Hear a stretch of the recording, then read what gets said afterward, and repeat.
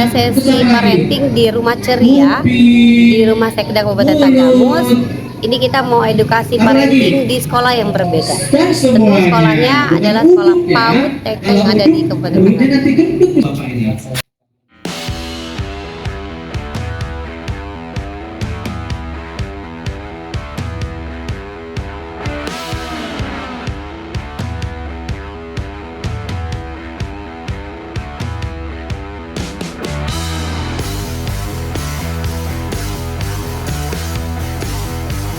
Assalamualaikum warahmatullahi wabarakatuh. Waalaikumsalam warahmatullahi wabarakatuh.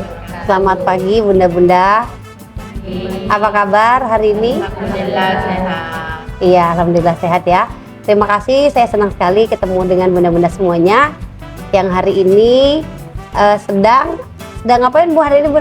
Antar anak ya? Iya. Sedang ngantar anak untuk bermain di Rumah Ceria, di Rumah Dinas Sekda Kabupaten Tanggamus. Jadi ini salah satu program dari pemerintah Kabupaten Tanggamus di mana memfasilitasi orang tua murid juga untuk bisa belajar tentang ilmu pola asuh anak di Rumah Ceria. Ya, alhamdulillah. Sebelum kita mulai, kita sama-sama mengucap lafaz basmalah untuk yang muslim, yang non muslim menyesuaikan. Bismillahirrahmanirrahim. Enggak ya, kayak gini aja. Iya, yakin Bu hari ini sedang bahagia atau setengah bahagia? Setengah bahagia. Setengah bahagia. Luar biasa, ada setengah ya? Iya, ada 3/4 ada nggak? 3/4 ada juga ya? Iya.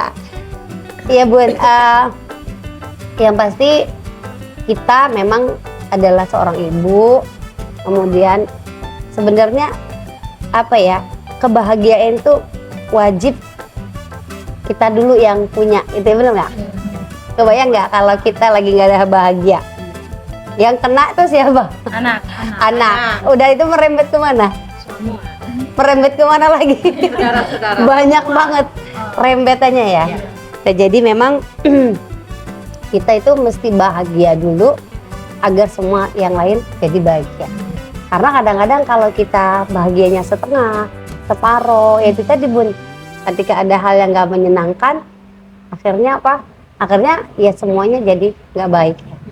Nah, bahagia itu bisa kita konotasikan ketika kita bersyukur ya. Sudah kenal saya?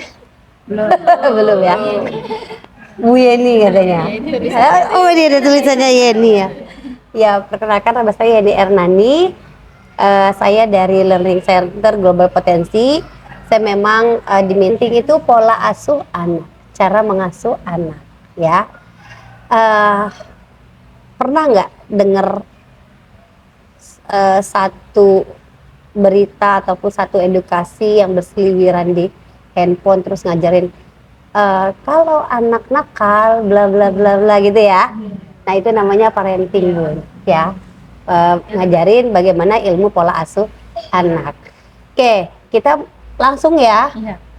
Sebelum kita masuk lebih jauh lagi nih Bun, dalam pola asuh anak nih, ya apa sih yang menjadi hal yang masih bunda-bunda pertanyakan? Sebenarnya, iya 2, iya 3,